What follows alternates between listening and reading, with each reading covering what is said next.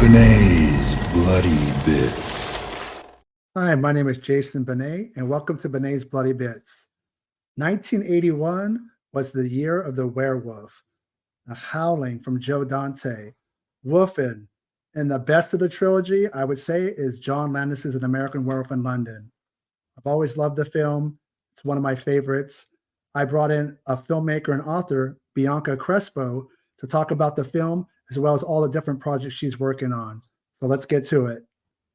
All right. Thank you, Bianca, for coming on to my channel to talk about An American Werewolf in London. Yeah, of course. I'm so happy to be here. I'm howling. Pun intended. I know. I have so many dad jokes. I'm so sorry. Oh, it's all But, good. So, yeah, happy unfortunately, to be here. no worries. I've never saw An American Werewolf in London in theaters. My first experience was on cable, probably 1982 or so, and Wow. loved it. 81 was the year of the werewolf. It was The Howling Right. and Wolfen and American Werewolf in London. It automatically became a favorite. What about you? When did you first see it? What kind of impact did the film leave on you? Oh gosh, I'm trying to think of when I first saw it. It had to have been by accident when it was on cable. I was little and I had to have been, oh gosh, I was maybe around 9 or 10 years old, and it scared the living shit out of me. And I tuned it, and of course, conveniently, it was around the part where it's that huge transformation scene where he's on the floor, on the carpet, everything is, popping and cracking, snap, crackle, popping, and, I was just watching it, just I could not look away, and I immediately had a nightmare that night, and yet this had a sort of I would say there were a lot of movies back then that would give me nightmares, but I was so curious about them. I love that feeling for some reason. I would just it was almost like a drug. I was kinda hooked on it. So that was my first exposure to American Werewolf in London. That trauma, I guess you could call it, was not good for me when I was a kid, right? It builds character. So later in life, I'd say I was a teenager, I wanted to watch it, the whole thing, I wanted to see it as a younger adult. I kinda had, my wits about me, like, "Let's see what this is all about." And, um, I remember watching it actually no, yeah, it was for the first time, it was actually when I was at the New Bev when I was in LA. What am I saying? Yeah, it wasn't when I was a teenager. I was confusing the films, the memories here. That's how you can tell you're getting older, right? So I was at the New Beverly in LA, and I saw the entire film, and this was 35 millimeter, so it's the best kind, like best experience you could have with that beautiful soundscape and everything, with an audience who appreciated it, and it was incredible, and it had every element I love about filmmaking, practical effects, a kind of odd kind of combination of comedy and horror and it does it so exceptionally well, and it had this kind of bizarre, like, cinematography. It was beautiful, and it was almost, like, perfect, but there was something a little murky there too about it. There was, like, this odd kind of I guess it's because of the film quality of it, it just made it a little bit darker and interesting, and I remember just being so enamored by it because it it just I remember thinking, "I wanna make a movie like this. I This is the kind of movie I wanna make, something with pizzazz, with personality." I mean, it's not straight horror, it kind of touches upon a little bit of this weird, like, almost like Clue-like sort of dark comedy where it's just a little off, It's like, Yeah. "Should I be laughing at this?" You know? But I am, and yet it also disturbs you. It actually does horror so well too, and I remember just thinking, "This is what I wanna make." Like, I wanna make movies like this where it makes you feel all these different emotions, and yet you're so entertained by it. I just remember thinking, "Yeah, this is what I wanna do for the rest of my life," you know? But yeah, that was my experience with it, I would say, for sure. And you mentioned the horror and the comedy. Obviously, with John Landis as the director, Yes. he came off of Blues Brothers as well as Animal House, but he had directed a kind of a horror comedy called Schlock. And then Right. later on, he did vampires, mafioso vampires with innocent blood. So it's really hard to balance those two, and most movies can't do it.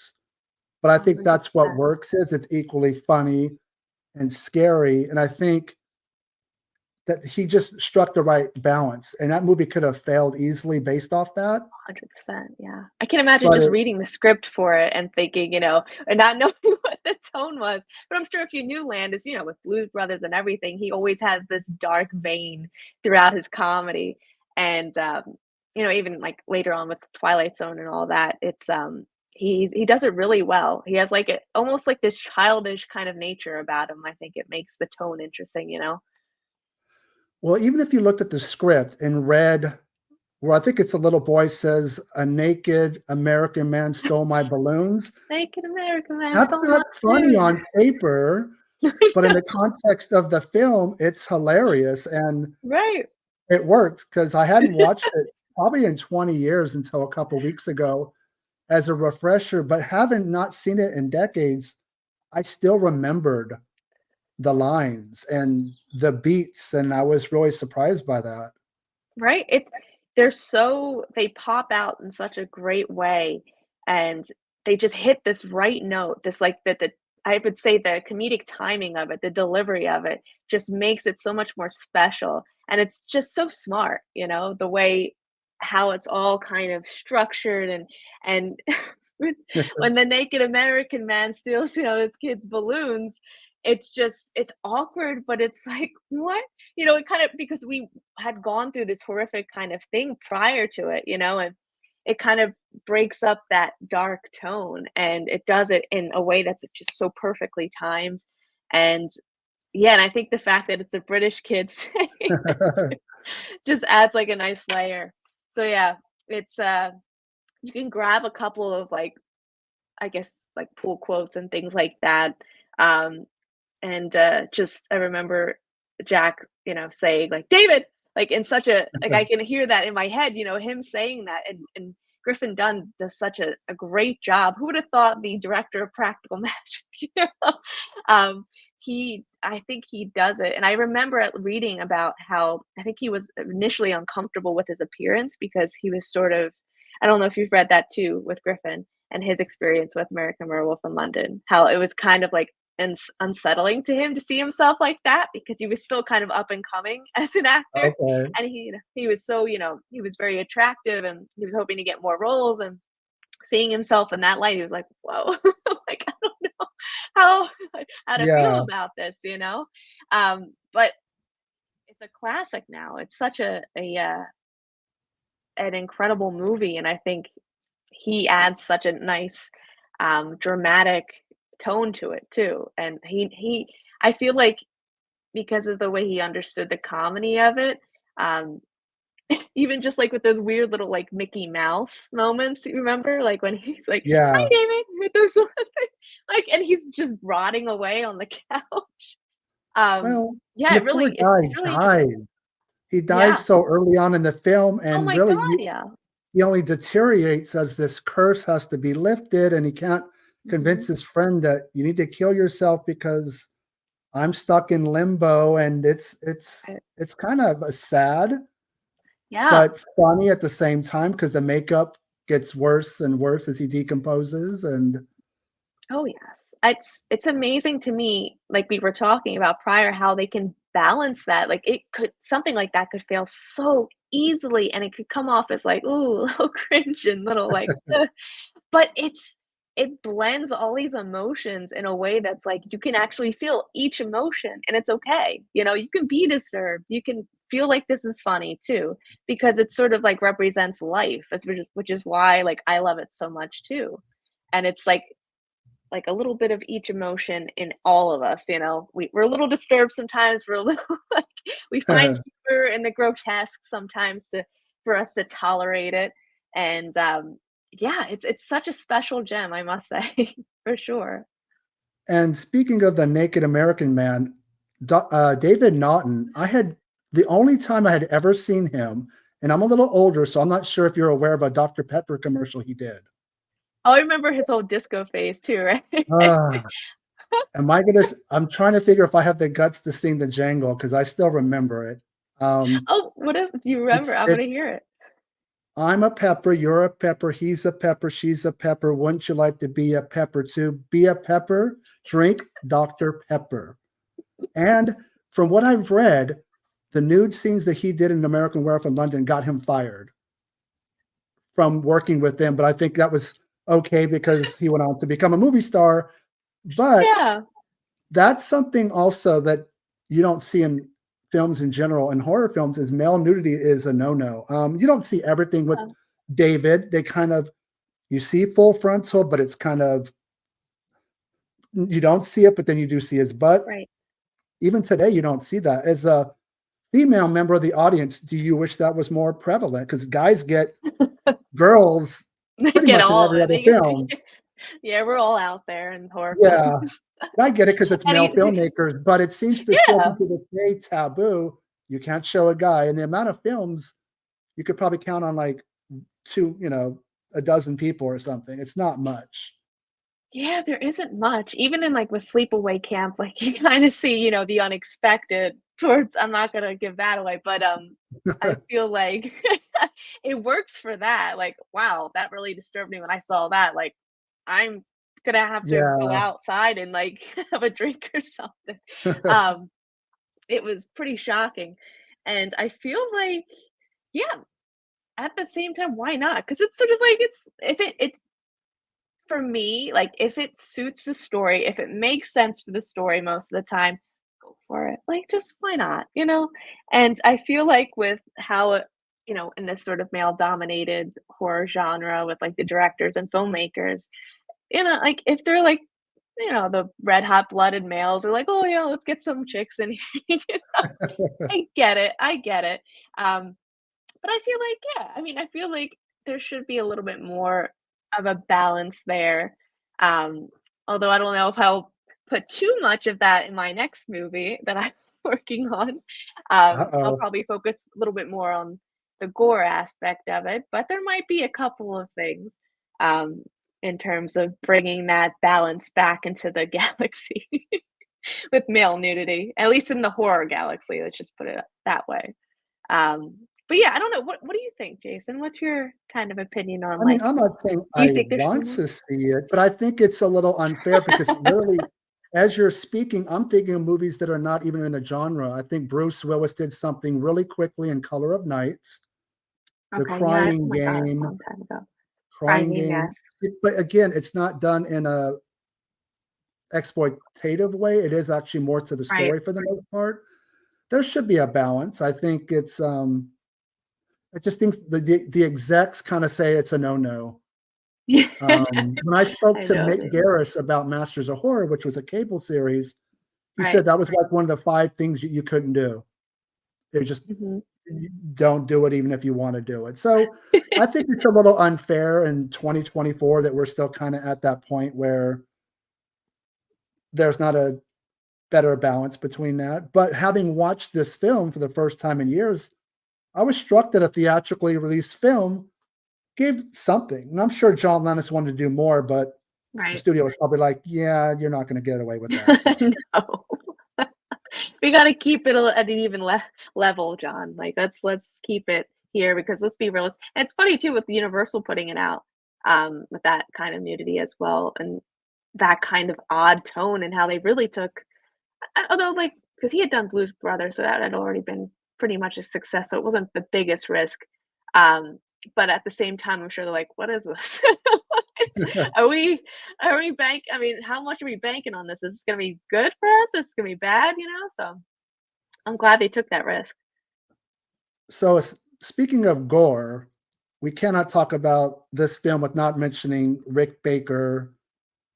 I he's won so many Academy Awards, and the He's ironic thing fantastic. is, prior to 1981, there was not a category for makeup effects. So I Right? think about It was the all the first years yeah. his mentor was Dick Smith, and all the years, The Exorcist, all these different films, Oh my god.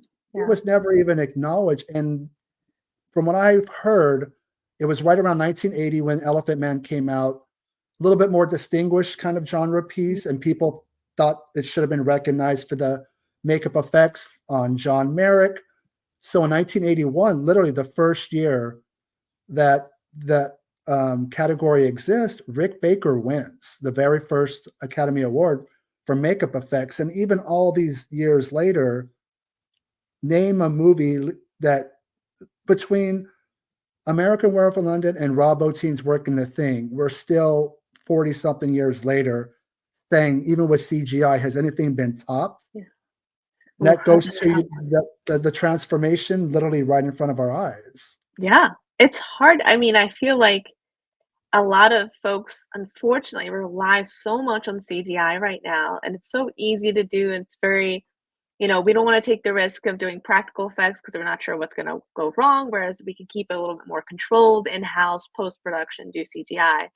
And I don't know. I feel like, I mean, look at American Werewolf in London, look at The Thing, look at The Fly, look at these films that have really withstood, the test of time. And you look at it and you think, that is still freaky and it's still like unsettling. And it's like real, it's tangible, it's there.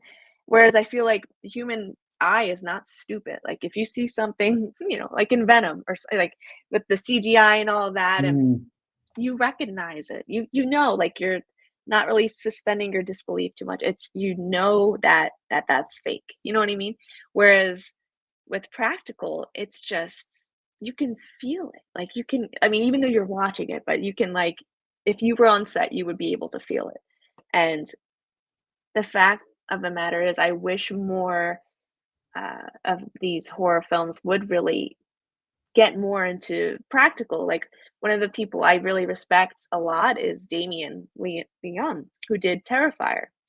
I mean, he's one of the only people working today who still relies a lot on practical effects, and he does it like himself. I mean, it's amazing. And I feel like a lot of people can really take a note out of his book. I mean, there's no how do I put this? I feel like if you were to put your risk in practical effects, it would pay off so much. I mean, it's without a doubt. What's your opinion on it, Jason? Do you think I would think as an old school horror cinephile, you would agree? I don't hate on CGI. I understand when it's needed. There might be just some 50-foot creature. You might be able to do it, old school, look at Yeah, Godzilla, but I get where it's needed. But if I look at something like the Wolfman with what Benicio del Toro, yeah. it's unmemorable because of the lack of physical, on-set effects. I mean, is it cheaper? Does it save time? Is that why you're doing it? It cuts the shooting schedule down a couple days, or are you just being lazy? And I honestly feel it's a little bit of laziness. I'm saddened, Rick Baker is kind of retired, but I No. still see him on his Instagram page doing work. So I don't think it's a lack of he can't do it because of physical ailments. I just feel like Hollywood has turned their back on certain people. And yeah, there's still makeup artists working, but not like it was. And I understand technology changes, but I feel like practical effects, even not just my generation, which is older, I see teenagers or younger people who did not even grow up in the century these films came out, buying those films, Right? saying they're better. And it's because the authenticity of what's going on. Like with the transformation scene, when I recently watched it, it's painful. The acting's great, but you believe he's screaming in agony and you can kind of see the transformation happening in front of you. That didn't when I watched it when I was younger, that didn't click. I was watching for the gore and the violence, and that's cool, but the pain. We actually got to see what it's like. You don't just change like No. Teen Wolf or something, and it's Or like, like the okay, original like Wolfman where they did the fade, and it wasn't so much as the agony of it. And I it think was that's what the they capture pain. so well. Yeah. The pain stuck It's with the me. pain. So I'm all good with CGI. I just feel like there's times where you Yeah, if pull you the wanna clean up yeah, I yeah, I agree. Like, mean, if you wanna clean it up a bit or, like, combines, there's that happy marriage of CGI and practical. If there are, like, a couple things that, like, you can kinda clean up maybe, but otherwise yeah, or even, like, Godzilla, I still have yet I wanna see, that Godzilla that everyone's talking about. Was it -1, I believe? I still And, haven't seen it either. I know, I shame, know. shame. I know, for shame. But I haven't Um seen the new one with King Kong either on 2 films. I know. I heard it's that -1 is phenomenal. And they won for CGI for I think the Oscar for it, right? For visual effects. I think they said it's the first Oscar for Godzilla in its Mhm. existence, so that's impressive. That But is. besides the transformation effect, what really stuck with me was some of the dream nightmare scenarios that actually played a little bit more straight. The whole Nazi demons, and it's a dream, but then he wakes up, but he's still in the dream. That's kind of crazy because you realize, John Landis is a Jewish director. So I'm kind of wondering, was that kind of some of his nightmares brought to life, the whole Holocaust and there's these demon Nazis. So I think there's a nice balance between horror and comedy and being maybe a little political without it upending the story. It's Yeah. there, but it doesn't stop the momentum of what's going on. So I think that stuck with me watching it again was like when you're younger, those things don't click per se. When you're 10, Uh, 11 years old, but now as an adult, you're like, oh, I see things in a new light. yeah, it's interesting that those different perspectives and outlooks and what you experience in your own lives, and in our own lives. And with that scene too, I remember when I first saw it, it was like, woof. It was jarring and it was like, what in the because it was kind of funny again with the absurdity of the Nazi kind of werewolves, but also it was so just split second, like it just happens and it's so violent in like this short span of time. And that sort of model I feel like just is sprinkled throughout American Werewolf in London, where it's just instant violence. And I feel like it's so realistic with how it happens, with how something like that, obviously not Nazi werewolves just breaking in, goddamn Nazi werewolves always. But in that, that kind of it just happens in the blink of an eye, unpredictable, and it's all over all at once like that. And it's shocking and it's like, "Oh my god." And I agree with how Landis probably had, like, some nightmares with maybe that's sort of like most directors, like, they're bringing forth their inner fears and, um, I think I was watching an interview that Wes Craven was doing about Scream and, A Nightmare on Elm Street, and he was just talking about a few things that he's afraid of and how he likes to sort of therapeutically bring it to the screen. That's kind of like how he works through his issues, Yeah, which is yeah, I feel like we're all like these therapy babies, these filmmakers, kind of just working through our issues by putting it, into art and really watching it all come to life and putting it out in a way that's very like Landis did with that scene. It's just like, wow. I could see that being a nightmare, because it's just like all over the place and just so yeah, scary and terrifying. Even with with the kids that one shot were like, you know, it was wonderful. It's so terrifying and crazy. Um, but yeah, I love that that film really does dreams really well, like nightmares, that kind of quality. It's really interesting. I want to go back to the beginning of the film because the people with the slaughtered lamb, they kind of suck. I mean, obviously, we wouldn't have a movie without them. They could have really helped these two traveling friends, and they kind of know what's going to happen, but they're like, well, just stay on the main road, stay off the moors. And it's like only one guy really seems to want to help them. And I guess that's the humor of it all. They know they're going to get killed, but then also they're going to know they got a werewolf on their hands who's going to unfortunately end up in the big city and taking people down. But I think that's kind of the coolness of the film. It's Yeah. you know It's these people are kind of like whatever.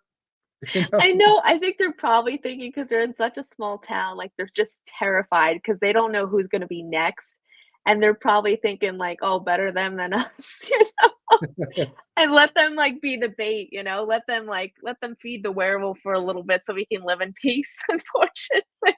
That's sort of what I was thinking, they're doing whatever they can to protect their own kind, which is almost very interesting, I guess, if you wanna dive deep into it with American Werewolf.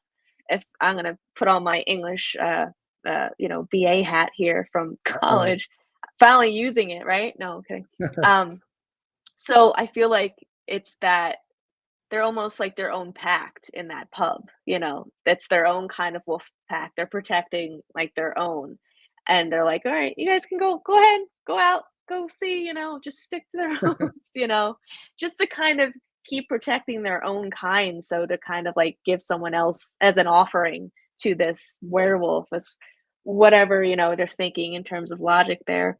But, yeah, it's such a shame. It's like, "Oh, what's that star on the wall there?" You know, for Exactly. And they're like, si silence, you know? "Oh, don't worry about it." It's yeah, it's oh my god. He lays such an interesting foundation, Landis, in the beginning and really sets everything, the tone, and, um, even with the music, because I know you wanted to touch upon that too, right? With well, the it seems soundscape. like every song had a purpose to what was going on in the movie, and that's not always the case with every film. But as he's transforming, I believe it's Bad Moon Rising by Creedence Yeah, Clearwater Revival. The ending credits is Blue Moon, and it works. Every song has a purpose and a meaning to the story, and it's not a distraction. It's a soundtrack that you would buy, and I'm not a big soundtrack guy, but you would buy this one.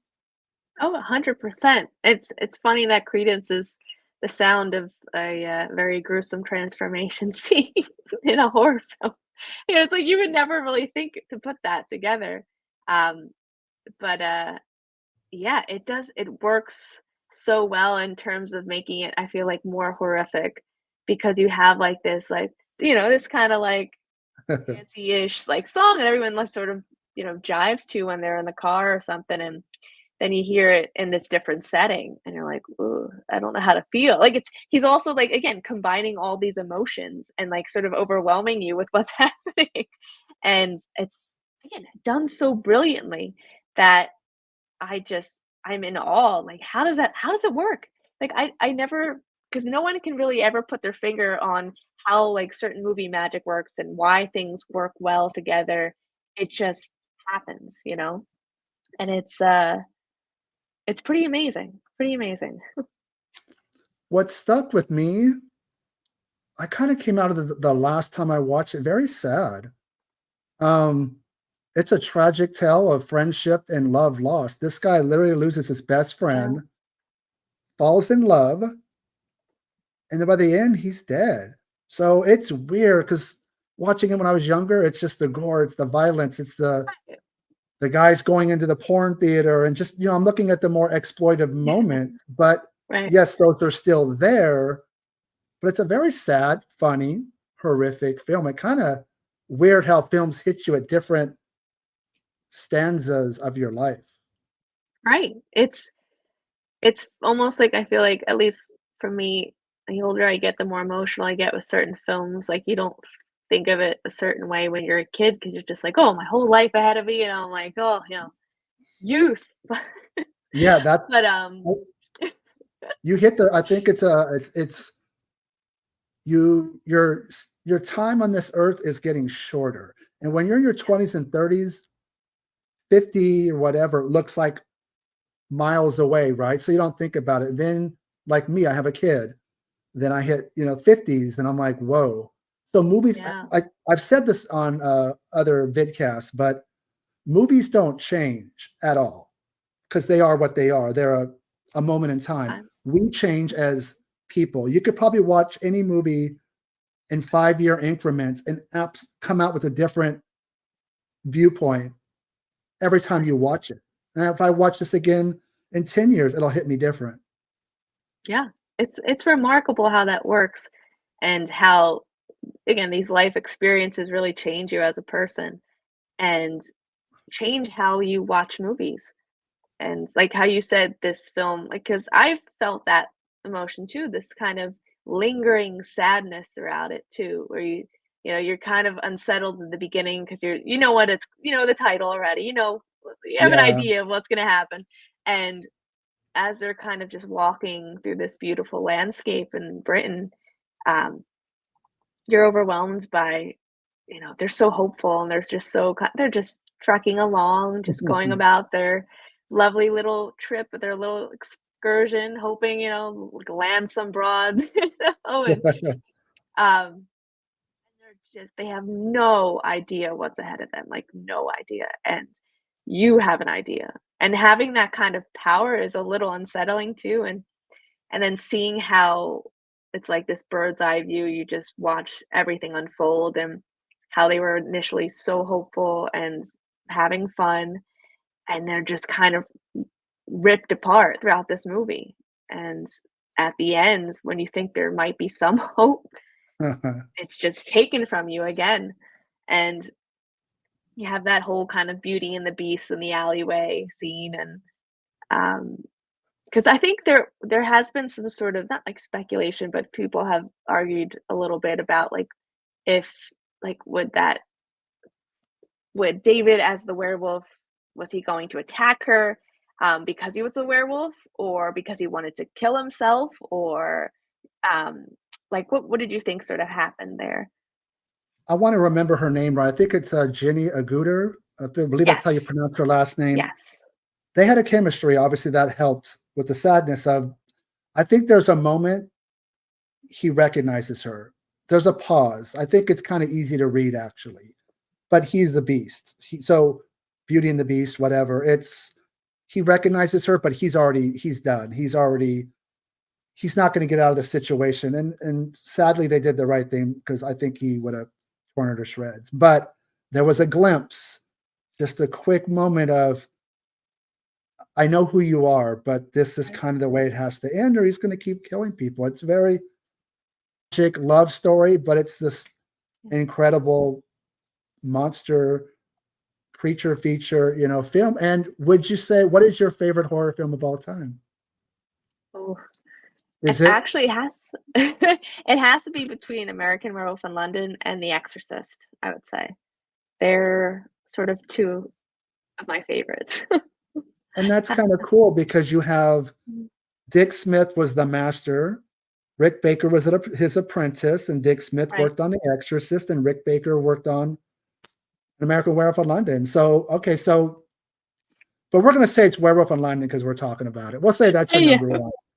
Yeah, it's my favorite movie, my favorite horror films. It just sort of touches upon everything I love, and just hits every note, and I can watch it over and over every Halloween and still find different things that I like about it. Are you surprised it's never been remade? I feel like I don't know how people would even handle it. I don't think anyone can handle it because it's so different. It's like, how do you remake it? It's it's kind of cemented itself as being so original in a way that's so admirable. It's like you can't touch it, and I hope no one touches it. Yeah. I hope. It's like I'm knocking on wood here because I feel like anything is up for grabs with Hollywood. They're willing to do whatever they can to get their hands on whatever they can remake. But yeah, I think it's a little surprising, but I'm also not surprised because it is just so unique. Well, in the 90s, Hollywood did take the time to sequelize it. Any thoughts on American Werewolf in Paris? It's okay.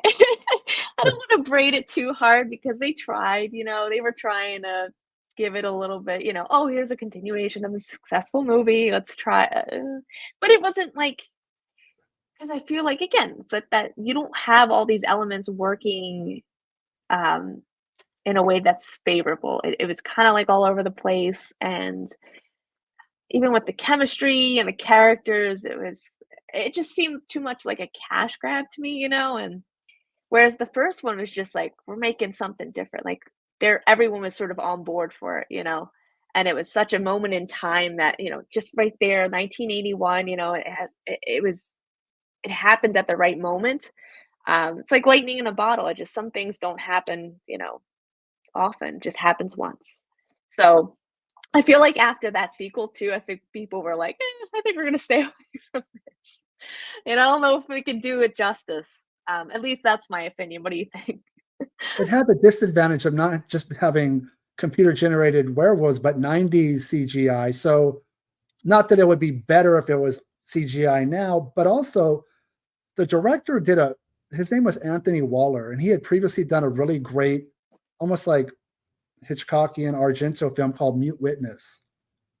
He did that, and then he kind of, maybe, you have to go a little Hollywood sometimes, sell out a little bit. Yeah. And he hasn't done a lot of films after it. So it's just an interesting. I actually don't think it's unwatchable. No. If I can kind of put London in the rearview mirror, but it kind of hovers over the film. You can't help it. It's a sequel.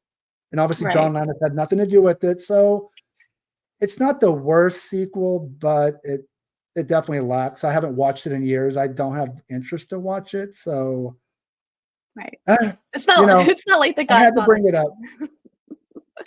Yeah, it's not like Godfather 2 kind of sequel. It's kind of like, we tried, but it's again, because I don't like to sort of braid it too much because like it's so hard to make a movie, in general. And Yeah. sometimes like if you have an idea in your head and you want to execute it and then just things happen, you can't control it. And sometimes it works, sometimes it doesn't. In this case, it was all right. It wasn't god awful, but yeah, I agree with you it's watchable for sure. So now let's discuss Bianca, the Bachelor's Masters too. Bachelor's, Okay, not but still, couldn't go that's for masters. you're much more educated than me. So Oh, let's talk about your career. Some of the films that you've either written, directed, produced, and where they're available. sure. So Freak was my first feature film. And we conveniently, we were like, hey, let's shoot a movie during like mass pandemonium, global pandemic. Why not? Everyone's on edge as is. So let's add to that stress.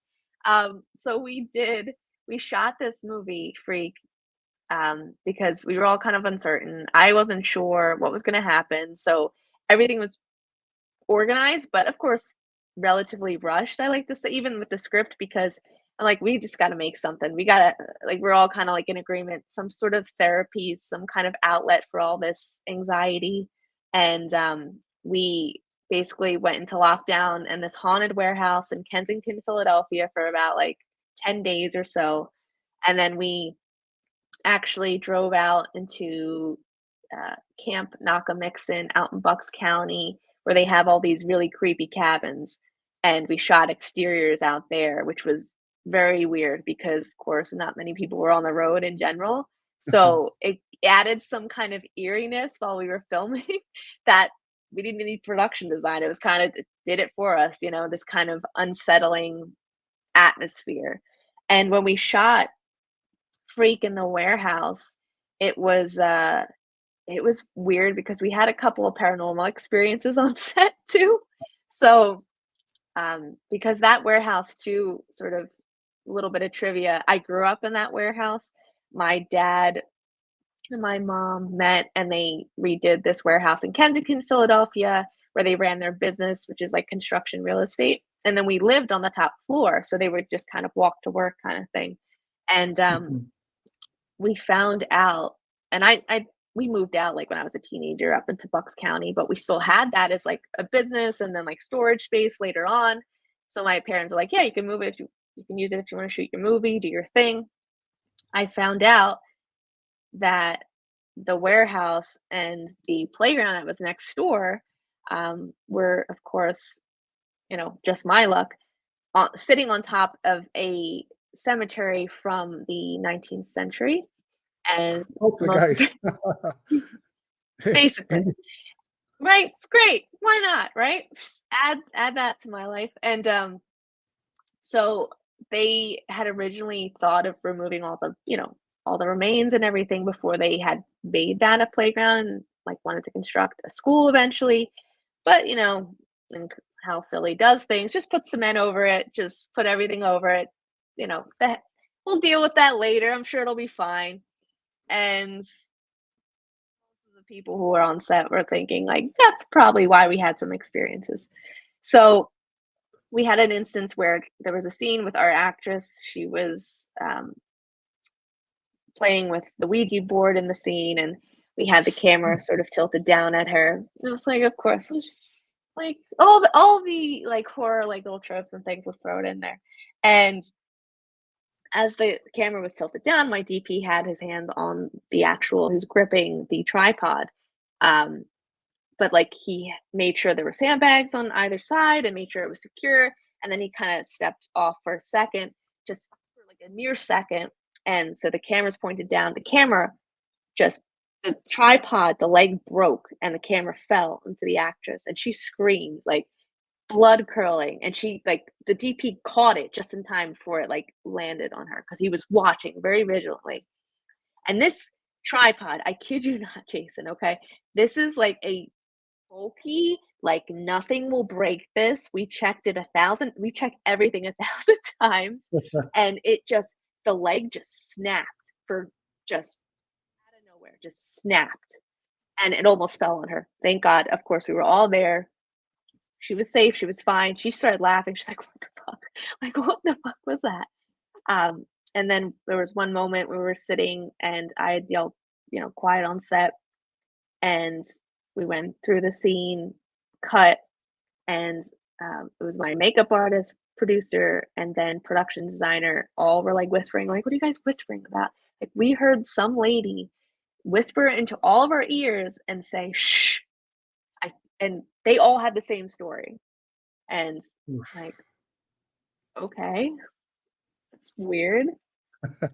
And then because we were shooting this entire time, we still had this sort of lodging area at the top where I used to stay when I was a kid. And I was sitting in the living room with my makeup artist. We were just kind of talking through the day and going over, a couple of the shots. And the door to the hallway just started to open like this. We were just watching it just open. And we're thinking, all right, maybe like it's a little creaky in here. It's a little old. We're looking for people if there's like maybe, I don't know. I was trying to figure out some kind of reason for it because I was a little scared. And she was looking at me like, are you watching this happen right now? And I said, yes. This is a little bizarre.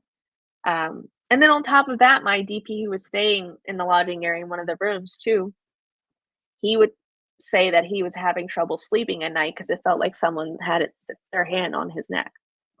And he wasn't able to sleep, and sometimes he wasn't able to breathe. I'm like, "Dude, are you sure that's not like sleep apnea?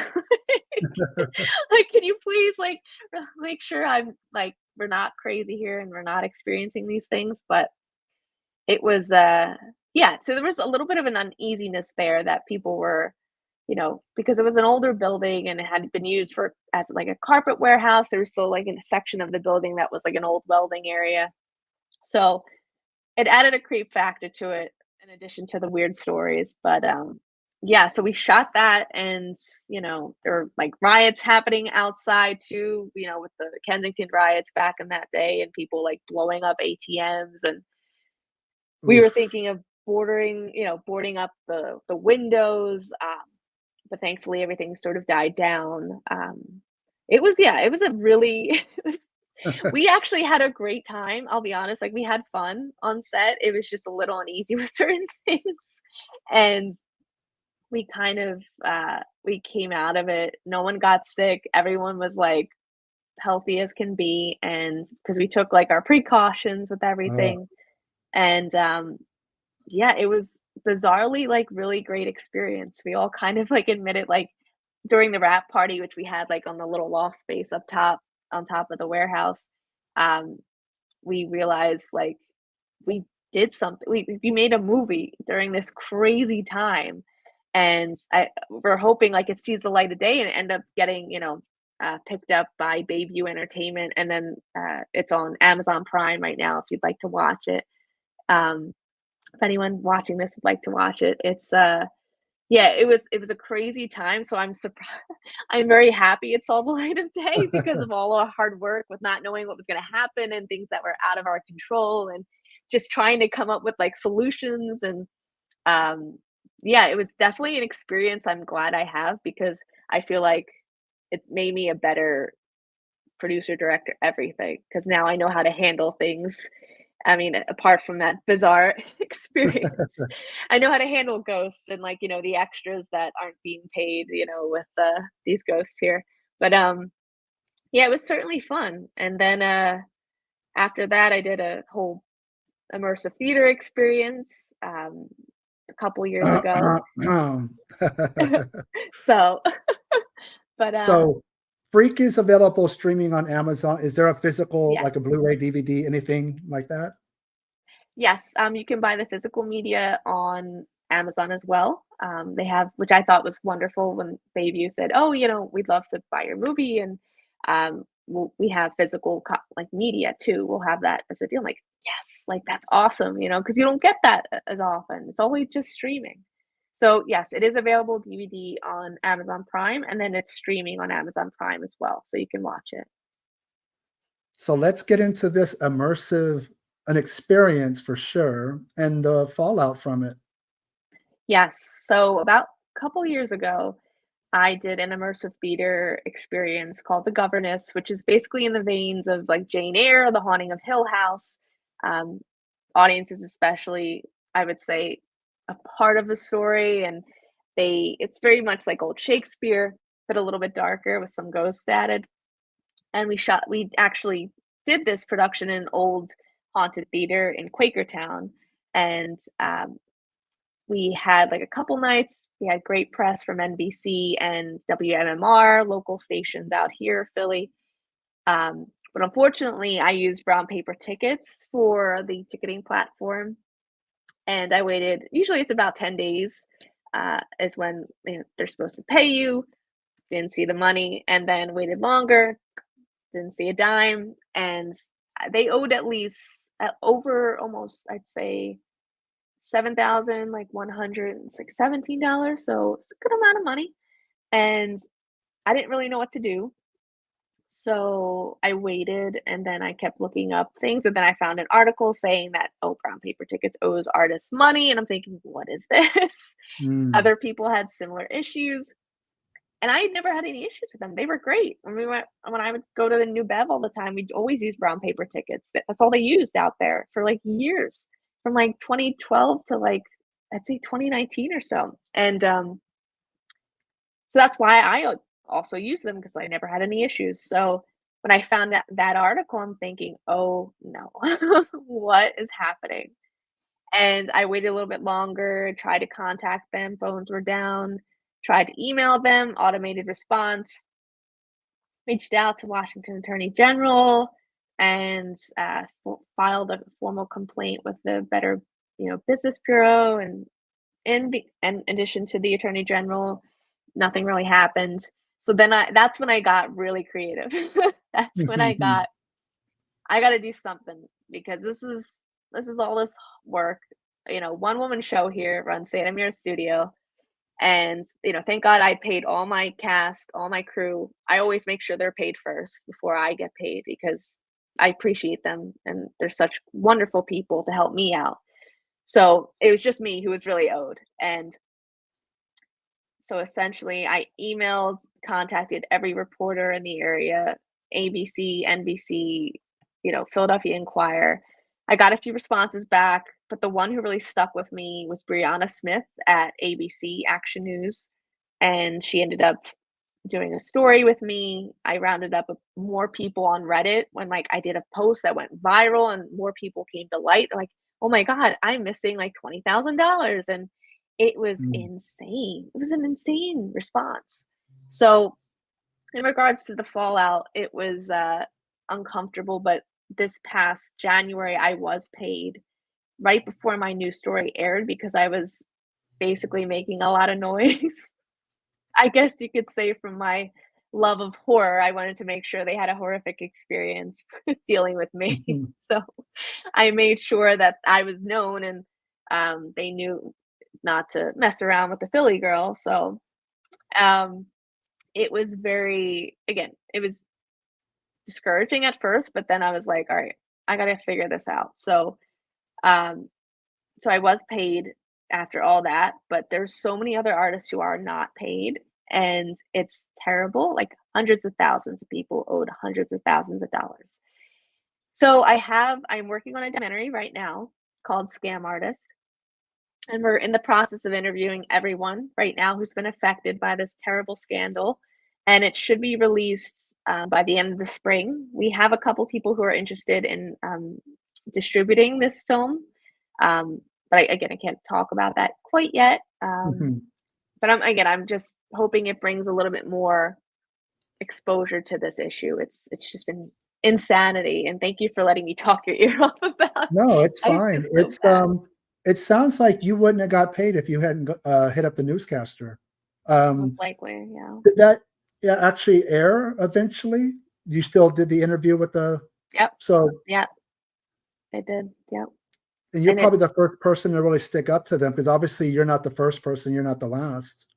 yeah, I think they're still taking money from people, it's horrible. It's recent too, and they're still functioning as a site, which I don't get. Like, that's kind of illegal, you're taking money from people, so, but I'm trying to get to the bottom of it with the documentary because I feel like if people have more of a go-to spot, like something that they can watch and actually be, educated and enlightened about what actually happened, because everything's kind of all over the place right now, and I think that's why people aren't really sure what's going on or if they should use it, whatever. So I feel like this documentary will help clear up a lot of, um, a lot of questions and things about it. So when it But does yeah. get released in the spring, what YouTube channel? Where can people go to watch it when it is ready? So right now it has an official premiere with YouTube. So if you just go to YouTube on the Santa Mira Studio channel, it will have its official premiere there. But we might have a little bit more of a reach since it's currently in talks with a couple other companies. So it might be on Prime as well. It might be on, I believe it's Tubi is another one, another avenue. But we'll once like we get a couple like official like, news breaks for that, I'll let you know. But for now, will be exclusively on YouTube. So let's talk about Bianca, the author. I've seen some photos and I'm always like admire when you're able to go to a convention or a book signing. What's that feeling of people of all ages walking up and buying your books and getting photos with you? How surrealistic is that? It's weird. It's very it's kind of like all the hard work I put into everything is really worth it then. Like when I get to interact with people on the ground floor and that grassroots kind of atmosphere that is like a Monster Mania, which I love so much. I've met so many wonderful people. And even like with the kids who come up and all dressed in these crazy costumes and outfits. It reminds me, when I was a kid, I'd get dressed up as like Dracula with blood, I'd be sucking like a pumpkin, it's like a weird kid. And it makes me so happy that there's still like weirdos, like weird kids who dress up in these funky costumes and go to these events with their family and just have fun being creative and a little quirky and for them to buy my poetry book, to buy these or at least be interested in like a new book I have coming out called Jerry Diner, which is a short story collection that Chris Alexander did the forward for. That's the next sort of book that'll be at a convention soon. Um, but I've like promoted it a bit like at this last Monster Mania and the one before then, just to kind of build the buzz and to have people come up and take pictures like, oh, that's so cool and this is awesome. I definitely want to support you. Um, is very yeah, it's sort of like full circle when I was a kid and I would do that, I'd go to like Fairy Con and like all these weird kind of events, and I remember meeting like Holly Black who did these like fairy series back in the day, like a dark fairy horror series, and I was such a big fan of her and she was so grateful and sweet and um, it made me want to be like that, like I want to be really, just sweet and down to earth with people because I respect them and I'm so happy that they're excited about, what I'm creating. It's so cool. And yeah, I just love interacting with other creative people, I guess you could say. So yeah, it's really surreal. Where can people interact with you as far as social media? Where are you located? It's a good segue. I am located essentially on Instagram. That's my main source. And my handle is Bianca Crespo if you type that in. And then it has like an underscore at the end. But if you just type in Bianca Crespo, it'll pop up. And a website? Website is greetings from Santa Mira well, basically greetingsfromsantamira.com is the website. Did we miss anything else? Any other projects? Anything you could tease beyond? You're already really busy, but maybe there's some things in the pipeline that you can't speak of yet. I can touch upon, I am working on a children's book right now as well. That's a little bit more of a gothic kind of tale that I think will help a lot of young girls, at least when I was a little girl, I loved reading like these weird kind of stories, like I think A Series of Unfortunate Events. Do you remember that series back in the day? I do, yeah. Lemony Stick. I love like that was my jam. I love that. So I'm writing a children's book right now that's very similar. It's very different, I guess you could call, and it's called like Little Victoria is the actual name of it. So that's next on the agenda, and eventually I would love to turn The Governess into a feature film. But we have a couple of things that we're considering right now that might allow us to do so. So I don't want to. I'm so superstitious about that stuff. So like, keep your fingers crossed, and hopefully it'll work out. Well, the people at Brown Paper Tickets are probably going to help that project actually happen. In hindsight, they probably did you a favor because you still got paid. You get a documentary out of it, which could be a nice push. So in the end, but if you didn't advocate for yourself, you wouldn't be where you're at right now. So sometimes you got to Right. stir the pot to get people to listen. So it's good that you did that for yourself. Yeah, and again, like with all these other artists too, I was so concerned because I knew how it felt to not be paid and to have all that hard work, and I'm hoping it'll help them like have more exposure as well and really like have that satisfaction of like all that work, I'm getting paid now, and people like see my name and recognize me for fighting for that. So um yeah, I just like I love helping artists and working with artists. So um yeah, I'm just excited for what's to come, and thank you so much for having me. This is so much fun. No, no problem. Thank you for coming on to talk about An American Werewolf in London, Freak, Of The course. Governess, everything, your documentary, what's it called again? It is called Scam Artist. Okay. And thank you for wearing a t-shirt of what I've always coined the goriest film ever made. Some people will disagree. Peter Jackson's Dead Alive, also known as Dead Brain Dead. Alive, Brain Dead. Yes, Brain yes. Dead. I remember. Yeah, it's such a great movie. Such a great movie. Yeah, Brain. I was gonna mention. I forgot to thank you for drawing like attention to that because I completely Well, forgot because to that's the mention. splatter, the opening title is Oh, that splats the screen. And one day somebody will put it on Blu-ray because I don't have it. The DVD version's cut. So unless I get a bootlegger, they call it a helper copy. I'm stuck with waiting for Peter Jackson. So, but I know. Let's hope. God. I have to give a shout out to I think it was local boogeyman, part owned by Rob Zombie. They do like these awesome teas. This is where it's from. They have like a vintage feel and everything. Um, but yeah, such a great movie. Love that movie. So good. but That thank you whole we could again have another for. conversation about it, but we're not. Oh, no, no problem. I'm sorry. Thank you again for coming on.